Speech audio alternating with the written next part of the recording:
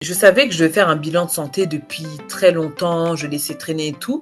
En parlant avec une amie pharmacienne, elle m'a dit: «Mais fais faire ton bilan et tout et tout». Je suis partie le faire et D'accord. des résultats totalement catastrophiques qui expliquaient aussi pourquoi j'étais fatiguée, tu vois? Mmh. Et je me suis ça m'a pris une claque.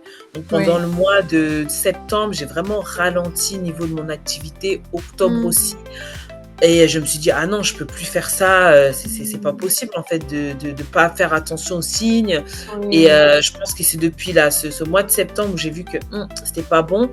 Je me Ouais. suis vraiment encore plus imposée: «Non, je dois prendre soin de moi, Oui. c'est vital». Faut prendre ce temps. C'est vrai que souvent, bah, effectivement, on est là à gauche, à droite, mais faut prendre le temps, décider je vais prendre ce temps Mmh. pour faire et au final, après, ça devient, naturel, je pense. Entrepreneur, ça te met en face de toi-même, hein, Oui. à part si tu parce que tu as pas encore une entreprise, tu as plein de monde, donc c'est toi Mmh. et toi-même. Mmh Donc je mh. trouve que ça apprend à encore mieux se cerner et Mmh. donc je leur dirais que voilà, d'être toujours honnête, avec soi-même et puis, bah, de foncer, si c'est vraiment quelque chose qu'ils font avec passion, Ouais. il y aura des répercussions, bien s'entourer, y croire et vraiment se dire: «C'est du travail, mais ça a fini par payer». Bonjour les mompreneurs, bienvenue dans le podcast des mamans qui entreprennent. Je suis super heureuse de te retrouver aujourd'hui pour ce nouvel épisode. J'ai créé ce podcast parce que je sais que parfois en tant que maman, on a ce syndrome de l'imposteur en se disant: est-ce que je dois vraiment le faire? Est-ce que j'en suis capable? Pourquoi moi? Je suis maman, j'ai les enfants à gérer. Est-ce que je peux encore m'occuper d'une entreprise? C'est pour ça que j'ai créé ce podcast, pour te démontrer que c'est possible quand bien même on est maman. Je suis heureuse de te retrouver aujourd'hui pour cet épisode parce que je suis certaine que ce que va dire notre invité du jour va te faire lever de ton siège et te faire poser des actions concrètes. Tu es maman, mais tu es capable aussi d'être une entrepreneur. Oui, ça va être différent. Oui, ce n'est pas la même chose quand on est célibataire sans enfant, mais c'est possible. Aujourd'hui, j'ai le plaisir d'accueillir Tiffany d'Allaitant Timoun. Je suis tellement heureuse parce que je sais que le domaine de l'allaitement, c'est un domaine qui nous parle à toutes. Il y en a qui ont décidé d'allaiter, d'autres non. Mais en tout cas, quand on te parle allaitement, quand tu es maman, tu sais de quoi on parle. Et aujourd'hui, on accueille une spécialiste, donc elle est puéricultrice spécialisée dans l'allaitement et elle va nous parler de son parcours en tant que maman, en tant qu'entrepreneur et surtout comment elle arrive à combiner ces deux casquettes-là, maman et entrepreneur. C'est parti pour ce nouvel épisode. Bonjour Tiffany. Bonjour Félicia, Comment vas-tu? très bien et toi? Ça va, ça va. Comme on disait un peu avant d'enregistrer, nous on est dans le froid, toi tu es dans le chaud. Donc, C'est mais ça ça. va, on va quand même bien. Ça va, ça va. Je suis très heureuse de t'avoir sur le podcast, très contente d'avoir la papesse de l'allaitement. Je te le disais tout à l'heure. Ah, c'est Vraiment gentil. tous les conseils que tu nous donnes, non, c'est incroyable. Je suis vraiment très très très heureuse de t'avoir, sachant que bah comme le thème du podcast, hein, t'es maman, mais t'es aussi entrepreneur, donc j'ai hâte qu'on puisse voilà en discuter ensemble, prendre le temps d'échanger là-dessus. Mais déjà avant, on va te laisser te présenter pour les personnes qui ne te connaissent pas, s'il te plaît. Oui, bah alors je m'appelle Tiffany, j'ai 34 ans, donc je vis en Guyane depuis 10 ans Ok, avec mon mari et mes 2 enfants. ok. Je suis infirmière puéricultrice de profession, donc j'ai travaillé avec les bébés prématurés à l'hôpital, ensuite en Hmm. PMI, et là, ça fait 3 ans et demi que je suis à mon compte et que je suis consultante en lactation. Donc j'aide les mamans dans leur allaitement. Ok, super. Donc, tu as laissé ton travail. J'ai vu ton dernier post en plus dernièrement. C'est que tu as laissé ton travail pour être à 100% sur ton entreprise depuis 3 ans et demi. Exactement, exactement, c'est ça. Saut dans le Ok. vide. Ah oui, non, bon, on va pas sauter tout de suite. On va commencer déjà au tout début. C'est Donc, tu as, ça. deux enfants, donc tu as deux filles. Oui, c'est ça. Ok. Et du coup, lors de cette première grossesse-là, comment tu l'as vécu? Est-ce que tu savais que ça allait bouleverser toute ta vie comme ça? Comment tu apprends que tu es enceinte? Raconte-nous un peu. Bah alors, c'est vrai que on s'est mariés avec voilà avec mon mari. On a voulu aussi vivre notre vie bah, en tant que couple. Et puis à un moment, on s'est Oui. dit bon, on va agrandir la famille. Et Hmm, c'est vrai que quand j'ai vu que j'étais enceinte, en plus on était en voyage, j'étais très très contente. Et d'accord. bah, quand tu vois le test positif, tu te projettes déjà, tu te dis oh là là et tout, comment ça va être.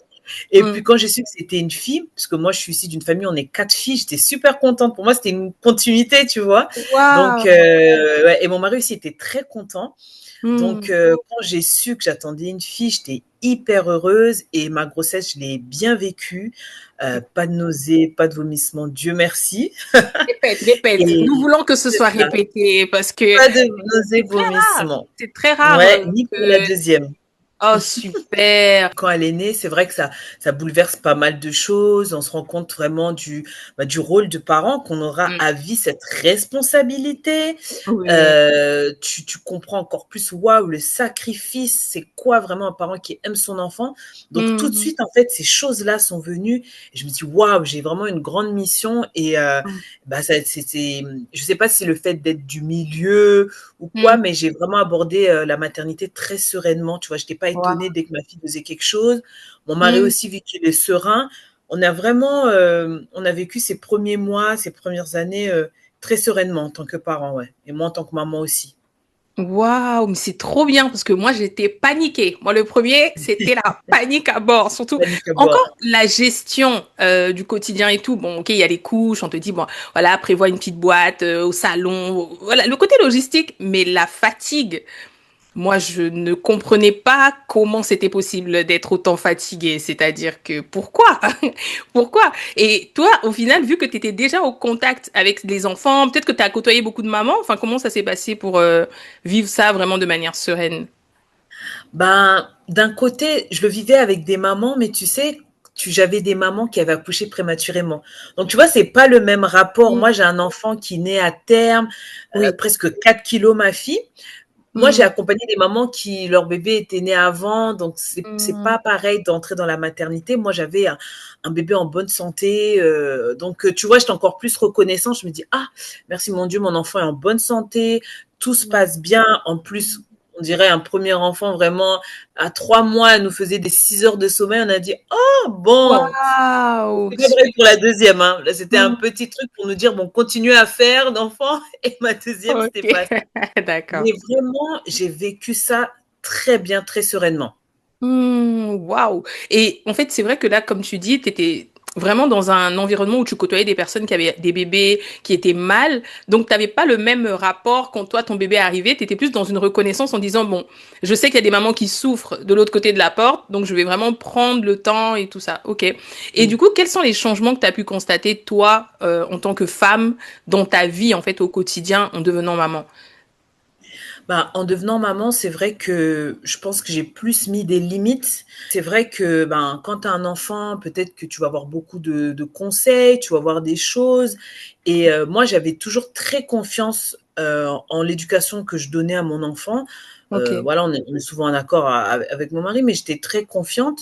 Donc c'est vrai que je n'avais pas peur de dire quand, quelque chose, enfin non, bah non, non, nous on fait comme ça, mais tu sais, comme je suis d'un caractère aussi tranquille, c'était pas en Mm. mode confrontation. Oui. Ça me faisait pas, on va dire, du mal quand quelqu'un allait faire une réflexion, parce que au fond de moi, je savais que bon, non, je connais mon enfant, ça va. Donc c'était Mm. poser des limites dans le calme. Ça m'a aidé, parce que c'est Mm. vrai que peut-être dans la vie quotidienne, j'osais peut-être un peu moins. Et là, D'accord. c'est vrai que ça m'a donné un peu ce regain de force. Je sais ce que je veux pour mon Mm. enfant, donc je sais ce que je veux aussi pour moi. Mm. Une détermination en fait pour affirmer ton point de vue sur certains sujets. Waouh, ok. Et Exactement. donc à Mm. ce moment-là, toi tu deviens maman, le temps avance et tout, et puis l'entrepreneuriat arrive dans ta vie. Comment tu arrives à, surtout, tu étais dans un métier que tu aimais, c'est-à-dire que tu fais toutes ces années d'études, tu travailles et tout. En plus, Mhm, tu es mhm. vraiment au contact avec les mamans, donc tu prends soin des gens, c'est quelque chose qui te fait plaisir, mais tu Ouais, prends la décision d'entreprendre. Tu pas ouais. passé du salariat à 100% entrepreneuriat, donc j'imagine qu'au début, il y a eu des petites actions. Qu'est-ce qui s'est passé en tout cas dans ta tête à ce moment-là? Alors si je suis passée à 100%, Ah, mais si on m'avait dit, franchement, Félicia, j'aurais jamais cru. Parce que moi, je suis vraiment quelqu'un, je m'étais dit, j'ai mon métier. Ok. J'avais une maman qui était aide-soignante à l'époque. Donc, pour moi, je dois me titulariser, j'ai Mm. mon poste, j'ai mon truc sûr, et voilà, je suis fonctionnaire. C'est comme ça.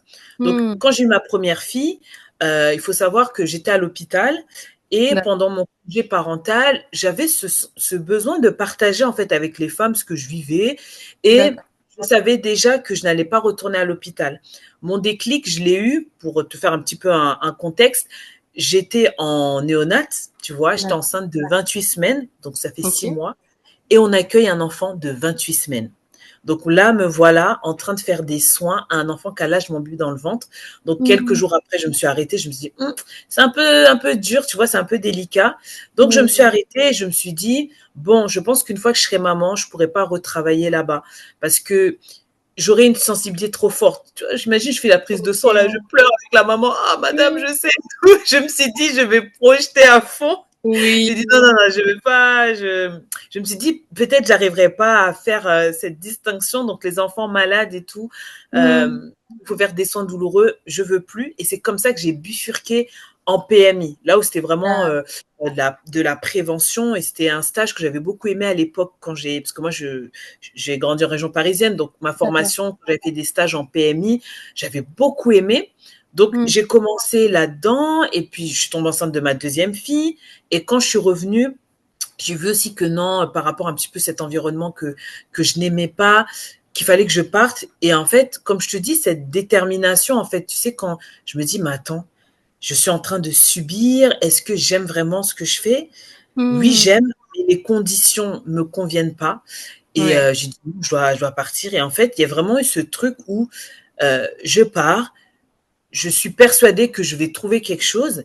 Waouh. Et vu que, en fait, ça faisait 3 ans, mine de rien, c'était même pas, j'avais même pas anticipé, mais quand j'ai eu cette décision-là, ça faisait 3 ans que je partageais sur Instagram des trucs sur l'allaitement. Mm. Il y Et avait c'est quand comme ça même que un j'avais petit préparé le départ.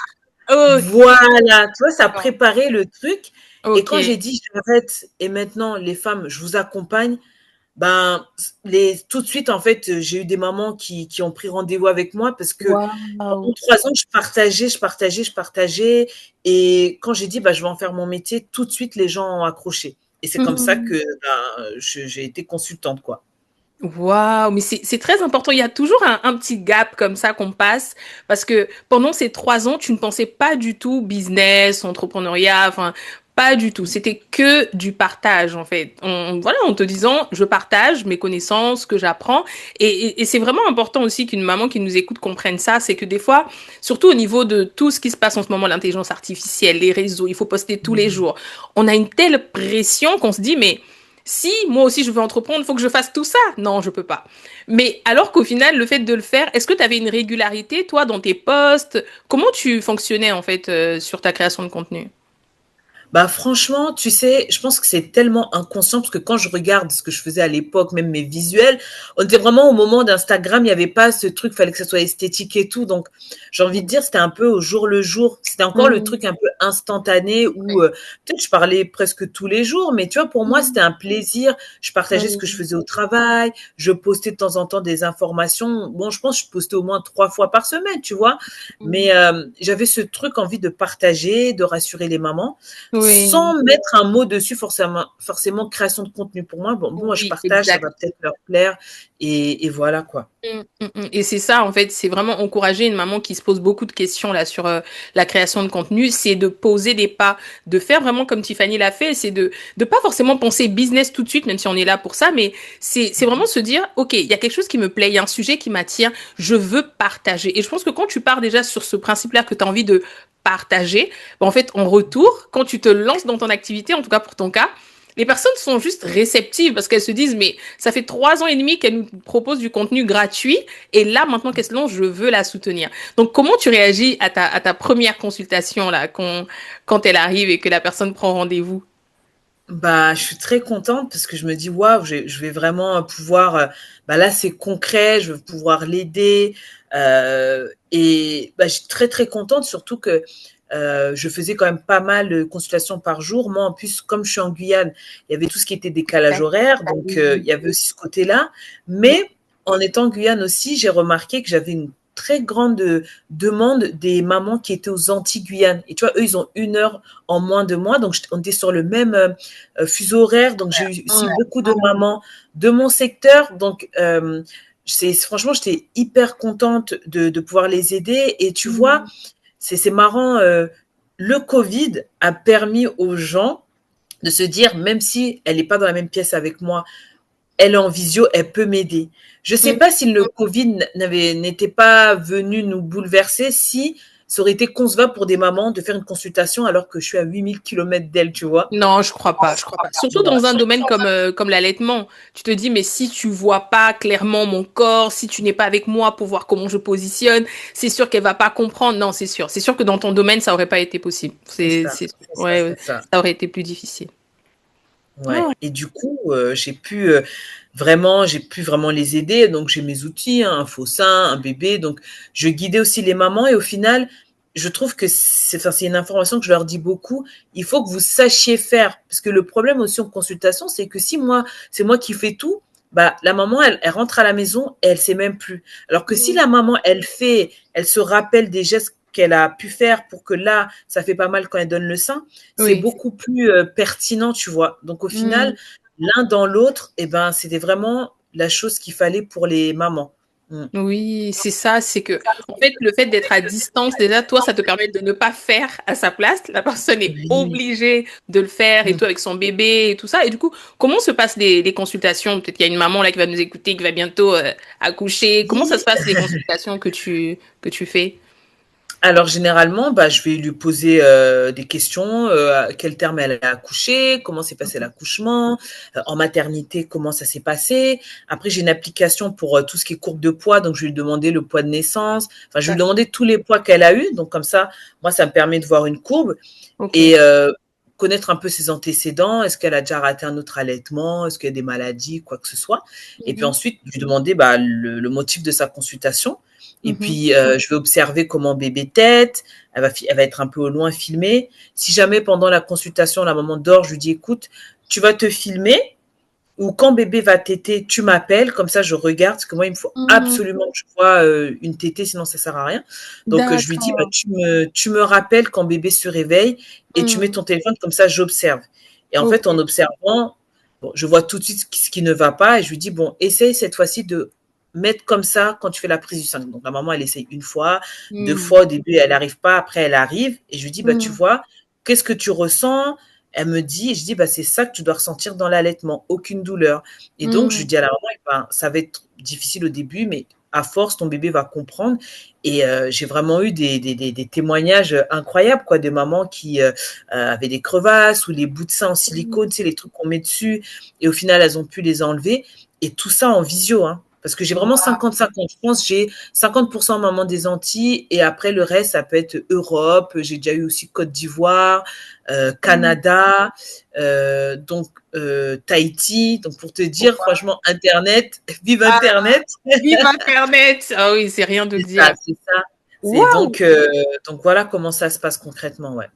Et tu as la possibilité aussi d'accompagner en amont. C'est-à-dire que là, tu venais de parler vraiment de Oui, l'après, mais tu as la possibilité oui. d'accompagner aussi en amont. S'il y a une maman qui est enceinte, elle peut aussi te consulter pour pouvoir en savoir plus sur comment va se passer l'allaitement. Oui, j'ai fait un programme. Avant, je le faisais en visio, en direct. Ok. Mais ce que j'avais remarqué aussi, c'est que finalement, la maman, elle a besoin de revoir ces informations-là. Elle va passer 2 heures, mais après, entre-temps, il y a tellement de choses entre ce que tu entends pendant 2 heures et ton accouchement que j'ai Oui. enregistré plusieurs modules où elle va vraiment comprendre ce qui peut mettre en danger son allaitement, ce qu'il faut faire pour Ouais. bien lancer la lactation. Et après, dès qu'elle accouche, j'ai mis en place un groupe WhatsApp où je l'accompagne le premier mois parce que c'est le moment le plus important. Donc, comme ça, elle est D'accord. suivie. Et après, il y a une autre communauté où il y a plein de mamans qui parlent entre elles. Donc, voilà un Mm. peu comment j'ai construit cette préparation à allaitement que j'appelle Milky Mama, quoi. C'est mon programme, quoi. Voilà. Mm. Je trouve que c'est hyper intéressant cet accompagnement d'un mois. Bah, je pense que c'est parce que c'est ton métier. Tu sais à peu près à quel moment on craque. Moi, pour le premier et le deuxième, je les ai tous allaités. Mais le premier, je l'ai allaité un peu plus de temps, mais en mixte. Et le troisième, j'ai voulu faire full allaitement. Et vraiment, j'ai tenu un mois. Allez, on va dire 28, Ah 28 oui, jours. Et vraiment, je pense ah qu'il y a oui. vraiment un moment. où il y a une bascule en fait. Et si t'es pas suivi, bah forcément tu craques. Tu craques parce que Ouais. c'était vraiment full Mhm. allaitement, donc j'avais l'impression d'être assise toute la journée. C'était pas vrai, bien évidemment. Mais dans ma tête, j'avais l'impression que ma vie n'avait plus de sens, que ma vie Du ne sens, dépendait ouais. que d'être assise avec le bébé, le poser. Et ma mère me disait, mais non, c'est toi qui fais exprès. Là, il veut pas manger. Je disais, si, maman, il veut manger. Et vraiment, j'avais comme ça toute la journée. Alors que si tu as cet accompagnement-là sur ce mois, et je trouve que c'est hyper, hyper important. C'est des sujets dont on parle moins. Et je pense que c'est important aussi que tu sois là sur le podcast. On parle beaucoup de l'après-accouchement, de tout ce qu'il va avoir, comment tu vas vivre et tout. Et je trouve que le sujet de l'allaitement, le sujet de la fatigue, c'est pas un sujet dont on parle beaucoup. C'est pas des sujets dont on parle beaucoup. Du coup, quand tu te retrouves à te dire, bah oui, à l'été, il suffit de le mettre. Voilà, j'ai regardé des vidéos sur Internet. Voilà, je sais faire.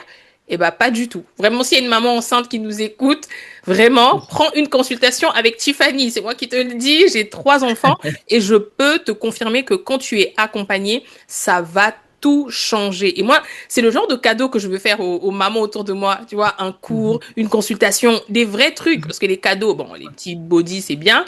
Mais il y a des Oui. choses, ça peut bouleverser complètement la suite, en fait. Ah oui, clairement, clairement. Moi aussi, je suis convaincue que une bonne préparation peut t'aider même à te déculpabiliser parce qu'on devient maman. Je pense que voilà, dès qu'il y a un truc, bah, cette responsabilité. Mm. Du coup, dès qu'il y a une chose qui arrive avec ton bébé, tu te dis c'est ta faute et tout. Et parfois, c'est juste normal. Si tu Mm. posais la question, bah, tu verrais que oh ben non, mais c'est rien. Donc Mm. ouais, c'est pour ça que c'est important d'être suivi pour moi le premier mois. Mm. Oui, c'est trop, trop important. Et du coup, toi, dans cette aventure-là, on a parlé un peu de l'allaitement, de comment toi t'en es arrivé là. Mais pourquoi l'allaitement? Tout à l'heure, tu me parlais des prématurés, tu me parlais de la PMI. D'ailleurs, t'as pas expliqué, je te laisserai expliquer du coup la PMI, ce que ça signifie pour les mamans qui ne connaissent pas encore, qui sont peut-être enceintes, parce que moi je connais, mais toi tu sauras mieux Oui. l'expliquer que moi. Et du coup, pourquoi avoir choisi ce canal-là vraiment de l'allaitement? Alors, déjà, moi, l'allaitement, c'est toujours quelque chose qui m'a fascinée de manière générale, me dire, waouh, la femme peut produire du lait Hmm, et nourrir son enfant, c'est un truc qui m'a toujours fascinée.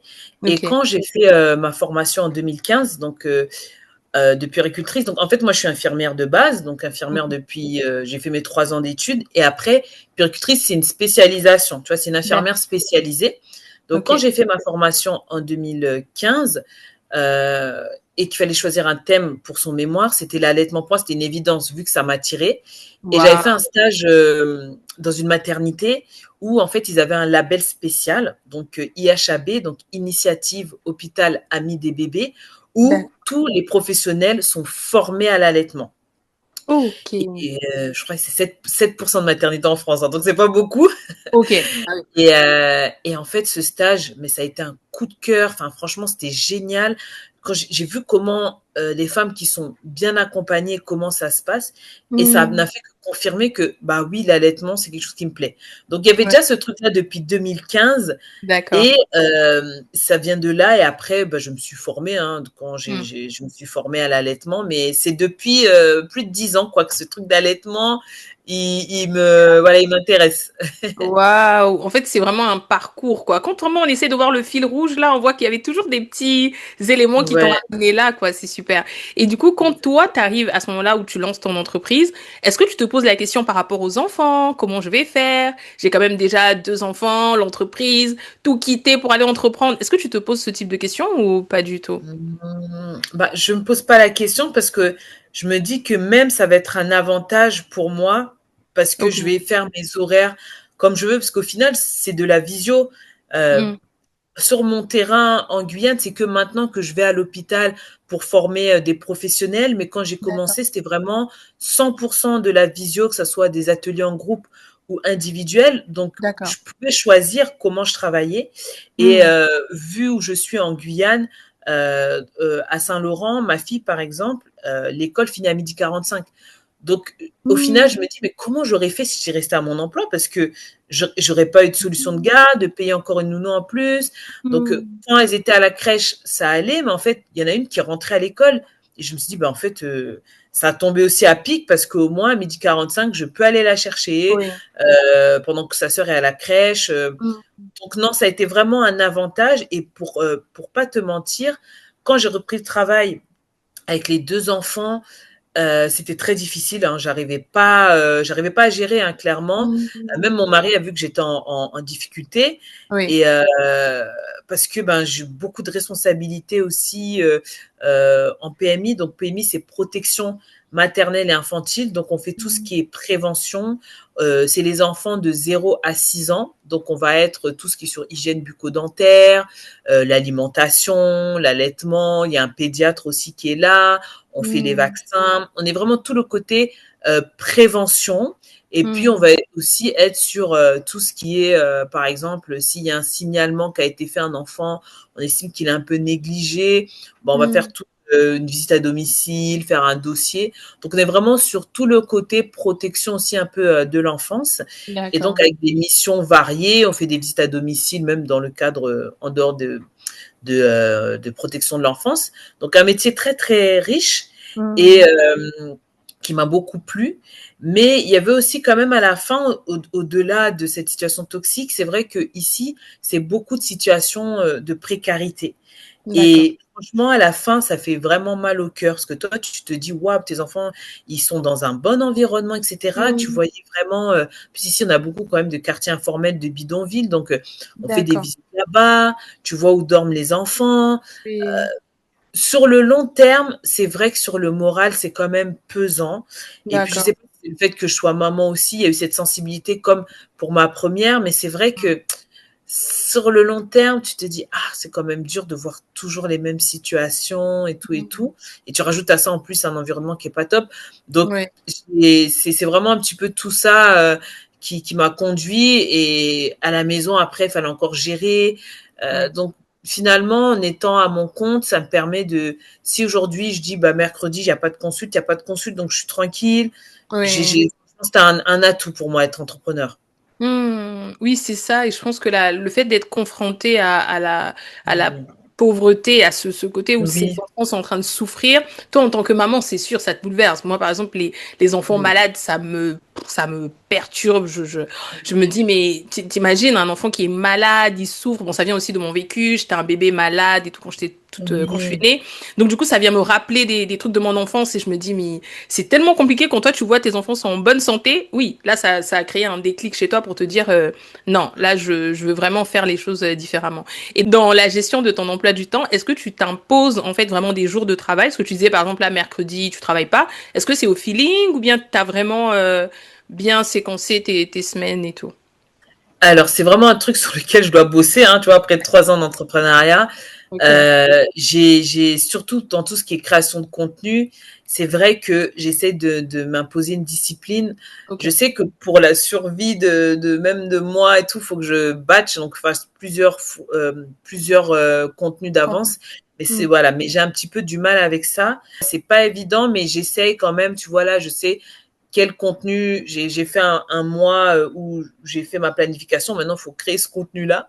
Euh, Oui, donc c'est un petit peu ça où je dois un peu plus m'organiser. Ouais, c'est l'organisation quoi qui parfois qui pêche un peu où faudrait que je sois un peu plus strict, que je me hmm, fixe des jours où bon voilà. Bah, hmm. quand j'avais ma chaîne YouTube, j'essayais d'être un peu plus régulière. J'essaye, on va dire. Il y a des jours ça va, d'autres moins. Là, ce début d'année, bah ça carbure bien, donc je suis contente. Hmm, Bon, hmm. pourvu que ça dure quoi. Oui, oui, oui. Et du coup, toi, dans le fait, quand ça carbure comme ça avance et tout, à quel moment tu prends soin de toi? Parce que là, je rebondis sur un post que tu as fait aussi dernièrement, sur le Ouais. fait que tu as vraiment pris conscience qu'il fallait mieux prendre soin de toi, de tes amis, de Mhm. tes proches et tout, de tes enfants, enfin, j'imagine, de tout ton écosystème. À quel Ouais. moment, enfin, on repart un peu avant, à quel Ouais, moment ouais, tu ouais. prenais soin de toi avant cette prise de conscience-là? Ouf, très rarement. Et puis, tu sais, comme on revenait l'été à chaque fois en France, c'était un peu ma bulle d'oxygène où je revoyais un peu tous mes amis et tout. Donc, on se rechargeait. Et puis Ok. après, on était dans le quotidien. Donc, il y avait Hmm. déjà aussi cette prise de conscience où je disais avec mon mari, bon, de temps en temps, donc on sorte aussi en couple, tout et tout. Ouais. Donc, toutes les choses ont été tellement bien faites qu'on a une babysitter qui a 2 minutes, même pas. Donc, elle venait à la maison, ça se passait super bien. Et Ok. après, moi aussi, en tant que personne, je me suis dit non, j'ai envie aussi de voir mes amis. En plus, on est toutes devenues mamans, tu vois, ici en Hmm. Guyane. Donc on s'est imposé, je crois, c'est un resto par mois, un truc comme ça. Donc OK. on se le fait. Il y en a un là à la fin du mois, tu vois. Ah, Donc c'est super. comme ça. J'ai aussi des temps où je me dis bah je vais me faire masser. Donc moi c'est souvent ça, tu vois, Mmh. massage ou passer des bons moments avec des copines. C'est comme ça que je me détends. Je suis pas forcément shopping, Oui. mais voilà, que on me fasse du bien, que je sois détendue, c'est comme ça vraiment que je prends soin de moi. Je vais me faire coiffer, des trucs comme ça, tu vois, des trucs simples, mais qui font qu'après t'es contente, tu te sens bien, et t'es aussi émotionnellement, tu es bien pour les enfants. Parce que surtout mes Oui. filles sont à un âge où, tu vois, 7 ans, la grande, la deuxième bientôt 5, où Mmh. bah, il faut quand même aussi, les enfants sont des petits êtres où là, elles communiquent hyper bien. Quand elles sont Oui. frustrées, elles te le disent. Donc si Mmh. toi déjà t'es pas bien et que tu envoies balader tes enfants, c'est pas top, quoi. Mmh Donc mh. c'est un petit peu comme ça, on va dire, que je prends soin de moi. Ouais. Oui, et c'est vraiment, tu as eu un déclic à un moment donné? C'est-à-dire que, est-ce qu'il y a eu un moment où tu t'es dit là, stop, je réajuste un peu les choses? Ou très vite, en fait, enfin, c'est arrivé très naturellement ce temps-là? Non, il y a eu un déclic parce que je savais que je devais faire un bilan de santé depuis très longtemps. Je laissais traîner et tout. Et en parlant avec une amie pharmacienne, elle m'a dit: «Mais fais faire ton bilan et tout et tout». Je suis partie le faire et D'accord. bah, des résultats totalement catastrophiques qui expliquaient aussi pourquoi j'étais fatiguée, tu vois? Mmh. Et ça m'a pris une claque. Donc pendant Oui. le mois de septembre, j'ai vraiment ralenti au niveau de mon activité, octobre Mmh. aussi, et je me suis dit: «Ah non, je peux plus faire ça, c'est pas Mmh. possible en fait de pas faire attention aux signes». Et Oui. je pense que c'est depuis là, ce mois de septembre où j'ai vu que, c'était pas bon. Je me Oui. suis vraiment encore plus imposée: «Non, je dois prendre soin de moi, c'est vital, quoi». Mmh. Et réorganiser ces petits temps de massage, de coiffure, tout ça. Exactement, Je comprends. exactement, ouais. Je comprends. Ça me Mmh. parle beaucoup parce que même moi, des fois, je suis tellement passionnée par la création de contenu, mon entreprise et tout, que j'arrive pas à me dire, oui, en fait, j'y pense, mais je me dis, mais j'ai pas le temps. J'ai pas le temps, la semaine elle est trop chargée. Et pourtant, en fait, avec ce genre de partage en fait que tu fais, c'est de dire, est-ce que tu attends qu'il y ait un moment T où toi tu t'écroules, ou bien C'est ça. t'entends les autres parler et puis tu dis, ok, peut-être que je pourrais prendre quelques minutes pour moi, parce qu'au final ça fait du bien. Parce que oui, les enfants, au final, il y a des répercussions en fait sur l'époux, il y a des répercussions sur les enfants. Et à un moment donné, il faut choisir. Il faut choisir où est-ce qu'on met de l'énergie. Exactement. Oui, oui, oui, faut prendre ce temps. C'est vrai que souvent, bah, effectivement, on est là à gauche, à droite, mais faut prendre le temps, décider je vais prendre ce temps Hmm. pour faire, et au final, après, ça devient naturel, je pense. Oui, après, au final, ça s'imbrique en fait dans ton quotidien et tu prends l'habitude. Voilà. Ah oui, ok. Mhm. Et donc, dans tout ça, dans cette maman entrepreneur que tu es, qu'est-ce que tu aimerais transmettre à tes enfants? Vraiment, quand elles te voient, en tout cas là, tu as deux filles, en plus, tu es dans une famille de filles, tu as deux filles. C'est ça. Comment, en fait, qu'est-ce que tu veux transmettre vraiment à tes filles quand elles te voient? Parce que l'entrepreneuriat, ça demande des efforts, des sacrifices, du temps, de l'énergie, tout ça. Qu'est-ce que tu aimerais qu'elles retiennent de toi en tant que maman entrepreneur? Ben, déjà, si elles ont quelque chose qui les fait vraiment vibrer et qu'elles savent qu'elles ont ce talent ou cette chose qu'elles ont vraiment envie de faire pour l'autre, et Hmm. que ça peut devenir quelque chose qu'elles font pour leur vie, moi, je les encouragerais toujours, quoi. Je leur dirais, bah, Hmm. il faut foncer, se former, ne pas hésiter à se former Oui. parce que la passion ne suffit pas. Se Hmm. former aussi, moi, pourtant, j'étais diplômée, ça va faire 10 ans, ça fait 10 ans que je suis diplômée, mais pas avoir honte, avoir cette humilité de me dire, je ne sais pas tout. Oui. Donc, je me forme. En plus, je peux commencer avec les connaissances que j'ai, mais se dire qu'il faut que je perfectionne ça. Ne pas avoir peur de s'analyser. Bon, qu'est-ce que j'ai bien fait là? Qu'est-ce que j'ai moins bien fait? Entrepreneur, ça te met en face de toi-même. Hein, Oui. à part parce que t'as pas encore une entreprise, t'as plein de monde, donc c'est toi Hmm. et toi-même. Hmm. Donc, je Hmm. trouve que ça apprend à encore mieux se cerner. Et Hmm. donc, je leur dirais, voilà, d'être toujours honnête avec soi-même, et puis bah, de foncer. Si c'est vraiment quelque chose qu'ils font avec passion, Oui. il y aura des répercussions, bien s'entourer, y croire, et vraiment se dire c'est du travail, mais ça a fini par payer. Oui. On peut avoir un début fulgurant, comme j'ai eu, comme ça prend du temps. Mais Mmh. voilà, faut se dire que c'est un travail, voilà, de longue haleine, et qu'il y aura quand même une récompense à la fin, quoi. Oui, il y aura un après et surtout ne pas freiner en fait Mmh. l'enfant et tout, de se dire non, c'est pas le genre de métier, il faut être avocate, C'est médecin, ça. Ah ouais, vraiment de laisser c'est l'enfant ça. aller dans le talent en fait qu'il a envie de développer. Ok, super. Et Ouais, mais par rapport à ce que tu dis, enfin, vas-y. juste rebondir, c'est vrai que, bah, justement, le fait on parlait de qu'est-ce que parents a changé aussi en moi, et il y a ce côté-là aussi Mm. où, bah, oui, nos parents qui peuvent faire des projections, tu vas être Oui. médecin et cetera. Mm. Moi, c'est Mm. un peu ce que j'avais vécu, Ouais. et j'en parle beaucoup avec mon mari parce que, pour le coup, lui, il a une éducation totalement différente. Ok. Ils ont été tout le temps encouragés. C'est là qu'on voit finalement d'où on vient en tant que famille. On n'a Mm. pas pas le même dessin, tu vois. Oui. Moi, c'est ouais, faut être avocat ou faut être médecin. Donc, j'ai fait Oui. une année de médecine, mais ça me plaisait pas. Mm.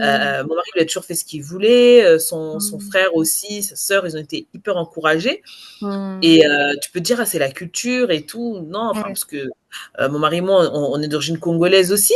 Ça a Mm. rien à voir. Et je me suis dit, moi, je veux pas ça. Moi, ma fille, elle me dit, demain, je suis pâtissière, je vais être content, je vais être cuisinière, je vais être peintre, je vais Mm. l'encourager. Et ça, tu Mm. vois, le fait d'être maman, d'avoir vécu cette pression-là, je me dis, je veux pas mettre ce fardeau-là sur mon enfant. Surtout, ma fille, je fais attention parce que moi, je suis la fille aînée aussi, la fille de, ah, si tu réussis pas, toutes tes sœurs vont rater.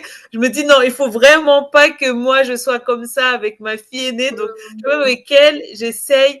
Tu vois, tous les trucs qu'on vit, je me dis, oh là, je veux Oui. pas lui faire porter le fardeau de l'enfant aîné qui doit être parfait. Elle est Oui. plus grande, donc elle est certains trucs, elle a un peu plus de maturité, mais c'est pas Oui. non plus où c'est le parent bis. Donc, tu Mm. vois, c'est ça aussi qui m'a façonnée en tant que maman, quoi. Ah oui, non mais je comprends tout à fait ce que tu dis. Moi, pareil, moi c'est un garçon, donc c'est pas une fille, mais c'est Ouais. pareil ce truc. Moi, je suis l'aînée, j'ai pas reçu de pression dans mon quotidien et tout par mes parents, mais je sais que vraiment de manière inconsciente ou consciente, en tout cas les parents au niveau de mon mari, par contre, lui, il a reçu de la pression. C'est-à-dire que lui, il était l'aîné, il fallait vraiment, voilà, montrer que t'es un homme, que t'es. Et puis moi, j'étais là, oh. Tranquille, la vie il a le droit de pleurer, de s'agacer. Enfin, là, le mien, il a 4 ans et demi, donc il est petit, mais il est quand même beaucoup plus grand que, enfin, ils ont 2 ans d'écart à chaque fois, mes fils. Mais Ouais. il y a quand même ce truc où non, je veux pas lui dire, t'es l'aîné, tu dois faire comme ça et pas comme ça, parce que ça crée une pression qui, quand ils grandissent, Ouais. après, ça devient des blessures et tout, le temps de remettre tout ça et tout. Non, C'est c'est ça. ça.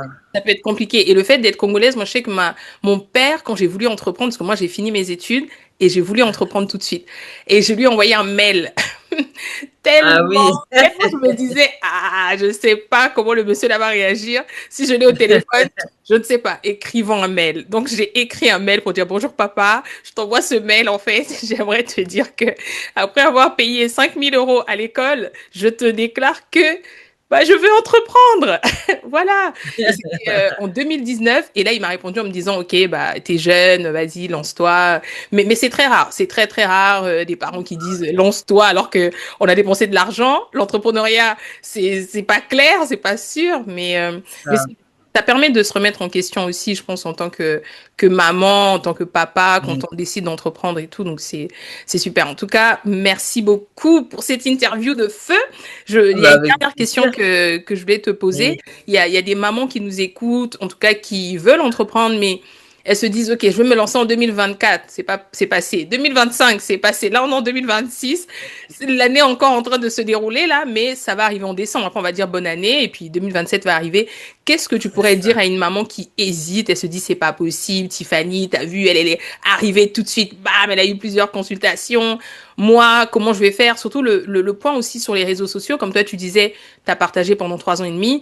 J'ai peur de me montrer. Je veux pas me montrer. Je veux pas que les gens me voient, les critiques. Qu'est-ce que tu pourrais dire à une maman qui se pose plusieurs Mmh. questions pour Question. entreprendre? Bah, c'est toujours ton intention. Est-ce que tu fais les choses vraiment avec le cœur ou tu fais les choses pour la gloire, et cetera? Hmm. Moi, j'ai compris que il fallait aussi expliquer ce que je vivais. Je suis pas juste Tiffany constante en lactation, et j'ai vraiment eu cette conviction-là, fin de l'année. Je me suis dit: «Mais j'ai vécu des choses, je suis mère aussi au final. Certes, j'ai des connaissances dans l'allaitement, mais j'ai des choses, même mon histoire là que je t'ai racontée Oui. dans le podcast, c'est des choses qui vont ressortir aussi pour qu'on comprenne un petit peu. Mm. Donc, à petite dose, c'est vrai que ça va rester l'allaitement, mais Oui. au-delà de Tiffany, qui je suis aussi. Mm. Mm. Et moi, mon but, c'est d'aider les femmes dans leur allaitement, leur dire que moi aussi, je l'ai vécu. Mm. Et si vous voulez aider les femmes et vous n'avez pas forcément vécu, c'est pas grave, vous avez à cœur vraiment, Oui. vous avez cette mission-là. Donc, si Mm. c'est vraiment quelque chose qui vous tient à cœur, il faut y aller, se renseigner comment bien faire les choses, parce que, comme on dit, il y a ce qu'on aime faire et après, ben voilà, il faut connaître un peu les codes des réseaux, Oui. etc. C'est Mm. encore autre chose. Mm. Mais pour quelle raison pour le fait? Est-ce que derrière, c'est parce que vous voulez apporter quelque chose? Parce que vous savez que vous allez aider des femmes, vous allez les encourager, vous allez les aider à passer d'une situation problématique à une situation sereine, ou c'est Mm. juste être star? Bon, vous pouvez être star, mais je pense pas qu'un entrepreneur, c'est juste la reconnaissance, tu vois. Oui. C'est Mm. vraiment ce qu'on veut. On veut profondément aider quelqu'un. Oui. Donc, je leur dirais, lance-toi, n'hésite pas après à te former, que ce soit dans ton expertise ou même pour comment communiquer sur les réseaux, parce qu'on n'a pas la science infuse. Mm. Et tu t'entoures aussi de bonnes personnes et tu y crois et ça va le faire. Je ne sais pas Mm. si ça va le faire en un mois, en un an ou plus, Oui. mais voilà, tu sèmes tes graines, à un moment, ça va forcément faire quelque chose de beau, quoi. Mm. Mm, mm, mm. Ça me fait rebondir quand même. J'ai dit la dernière question, ça me fait rebondir ce que tu dis. J'ai une autre question du coup. Est-ce que tu penses Mm. que dans l'entrepreneuriat, il faut forcément se dire ce n'est que mon plan A? Ou bien il faut se laisser des plans B, C, D, tu vois. Toi, par exemple, tu as quitté ton emploi, hop, t'es parti vraiment sur cette direction-là. Est-ce que vraiment c'est un conseil que tu pourrais donner à une maman qui en ce moment peut-être travaille un peu comme toi dans un environnement pas forcément toxique, mais en tout Ouais, cas gérer le salariat, gérer la maison et tout. Elle sent que ouais, c'est ouais, lourd. ouais. Qu'est-ce que tu pourrais lui partager par rapport à ça? Alors, bah, c'est vrai que moi, je suis passée du tout au tout. Après, faut pas oublier que moi, je suis en outre-mer. Mon mari travaille. On a une prime, enfin, elle a une prime au niveau de son salaire, qui Hmm. fait qu'on gagne beaucoup plus qu'en France. Donc, le D'accord. but là, c'est pas de se mettre en danger aussi au niveau financier, parce que Hmm. on n'a pas de problème non plus. Oui. Donc, c'est réfléchi. Si tu dois faire un petit truc à côté en même temps, commence comme ça. Hmm. Si tu sais que voilà, même dans ta famille, on sait que ouais, tu vas vers un nouveau plan B, entrepreneuriat, mais qu'en attendant, tu dois garder ton travail, faut le faire. Si Oui. le temps de stabiliser, parce que le but, c'est pas non plus de se mettre en situation de stress et d'être Bien encore sûr. plus mal. Donc Hmm. vraiment, avec discernement, on se dit, bon, alors comment je peux faire? Est-ce que là, ça va être un peu chaud au début, et Hmm. puis dès que ça va décoller, dès que tu sais que bon, non, finalement, je peux faire sans, quitter ton travail ou voilà. Mais voilà, ne pas se mettre en danger aussi niveau financier, quoi, c'est important. Oui, c'est tellement important. Et je pense que des fois, on a envie de faire comme tout le monde. Là, tu as écouté Tiffany et je pense que c'est pour ça aussi que j'ai rebondi. Tu vas aller envoyer ta lettre de démission. Je vais faire comme Tiffany. Les consultations ne viennent pas. Non, c'est pas l'idée. L'idée, c'est vraiment Mm. d'être sage aussi dans ces prises de décision-là. Là, il y a forcément, si t'es maman solo, tu vas pas fonctionner de la même manière que là, Tiffany, qui est mariée. Elle a un mari qui peut aussi pourvoir aussi aux besoins de la famille. Alors que si toi, Mm. t'es toute seule dans ta maison à travailler, bah, c'est compliqué aussi de pouvoir gérer après derrière une entreprise qui n'est pas stable, en Mm. fait, au départ. Donc, c'est C'est très ça, important. ouais, ouais, ouais. Ok, très bien. Mm. Est-ce que tu aurais quelque chose à rajouter avant qu'on clôture ce merveilleux épisode? Bah, écoute, merci déjà pour l'invitation et puis surtout voilà un encouragement pour les femmes. C'est vrai qu'on voilà on a beaucoup de choses à faire, hein, surtout si vous êtes maman, etc. Mais il faut toujours se dire que voilà votre bien-être intérieur va forcément influencer aussi comment vous êtes à l'extérieur, votre famille, votre foyer. Mm. Donc ne le négligez pas. Si vous entreprenez pas tout de suite, n'oubliez pas non plus votre bien-être. C'est vrai que souvent, quand on a tout qui est en tourbillon, on se dit oh là là, on n'est pas bien et tout, ou on se renferme, mais allez Mm. chercher des petits trucs qui vont vous rendre quand même heureuse. Mm. Prenez toujours soin de vous. Moi, c'est vraiment un mot, je dis prenez soin de vous. Oui, Et comme ça, vous aurez au moins une petite paix de ce côté-là, quoi. Faut pas se mm. négliger. Oui. Ne pas oublier en fait qu'on est d'abord femme aussi, qu'on veut, on doit Oui, prendre soin de soi avant de chercher à prendre soin des autres et tout. Très bien. Exactement. En tout cas, merci beaucoup Tiffany pour ce podcast. Vraiment, je suis super heureuse avec toutes les informations que tu as eu à partager. C'est sûr qu'une maman a été encouragée, boostée aussi pour se dire, si c'est cette année 2026 que tu dois te lancer, fais-le. N'attends pas que tout soit parfait pour les réseaux ou autres. Et vraiment, lance-toi. C'est vraiment tout ce qu'on te souhaite.